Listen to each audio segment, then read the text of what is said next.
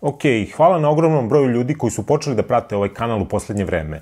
U to ime danas jedan veoma dosadan video. Šalu na stranu, ali obećao sam još na početku da će se ovaj kanal baviti i onima koji ne znaju puno o formuli, a hteli bi da nauče. U principu, samo gledanje nije dovoljno i potrebno je znati neke tehničke detalje kako bi praćenje imalo više dinamike. U formuli je skoro sve ograničeno, a jedno od najvećih ograničenja jeste koliko motora možete da promenite tokom sezone. Kada kažem motor, mislim na sve komponente vezane za moderni F1 motor, a to su jedinica za unutrašnje sagorevanje, ili u tradicionalnom smislu motor, turbo, elektronika, baterija, izduv, MGUK i MGUH. MGUK je jedinica koja skuplja energiju iz kočnica, dok je MGUH jedinica koja skuplja toplotu iz turbine. Energija iz obe jedinice se skladišti u baterije, koja kasnije može se koristi i što čini da je Formula 1 hibrid. Na ekranu možete da vidite koliko kojih komponenti je moguće promeniti tokom sezone i bitno je reći da se ovi delovi mogu međusobno kombinovati koliko god želite. A razlog zašto može duplo više izduvnih sistema da se zameni jeste jer oni često stradaju u sudaru. Pogledajmo sada kakva je situacija i ko je koliko iskoristio komponenti. Još jedna bitna stvar koju treba da znate jeste da ovo nisu sve potrošene i pokvarene komponente, već su ovi delovi uvršteni u korišćenje. Neki od njih su ispravni i mogu još da se koriste, a neki ne mogu. Timovi ove delove menjaju zavisno od toga da li je u pitanju trening u petak ili možda ako se vozi neka staza gde motor nije toliko bitan. Razne kombinacije su moguće. Svako dodavanje jedne komponente preko limita po prvi put znači da ćete na početku prve sledeće trke dobiti kaznu od 10 mesta, od onog koji ste postigli na kvalifikacijama.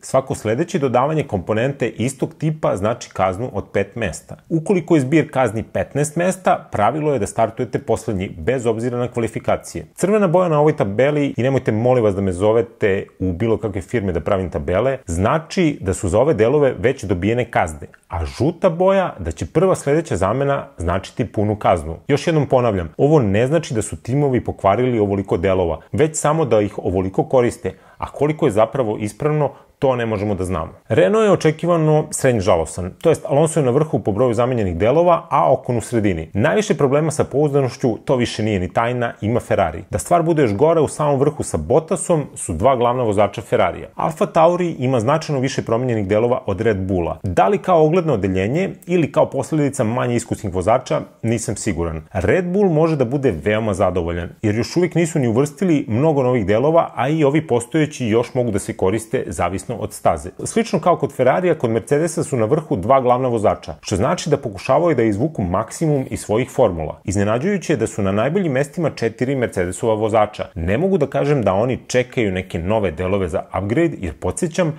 promena specifikacije dela je dozvoljena samo ako imate problem sa pouzdanošću, kao Ferrari, pa su verovatno nove performanse Haasa i Sainza iz poslednje trke rezultat toga. Jednostavno, Aston Martin, Williams i McLaren najviše štede Mercedesov motor koji očigledno pokazuje dobru pouzdanost, ali ne i prvoklasne performanse. Za kraj da dodam da timovi mogu da koriste 4 menjača i 4 kućišta menjača tokom sezone i da se kazne isto koriste, ali da me ubijete, nemoguće je naći informacije koliko je ko iskoristio menjača do sada. Hvala vam na gledanju, nadam se da video nije bio dosadan kao što sam obećao na početku. Tempo kojim za sada raste ovaj kanal je odličan, hvala vam na tome i preporučite ga nekim vašim prijateljima.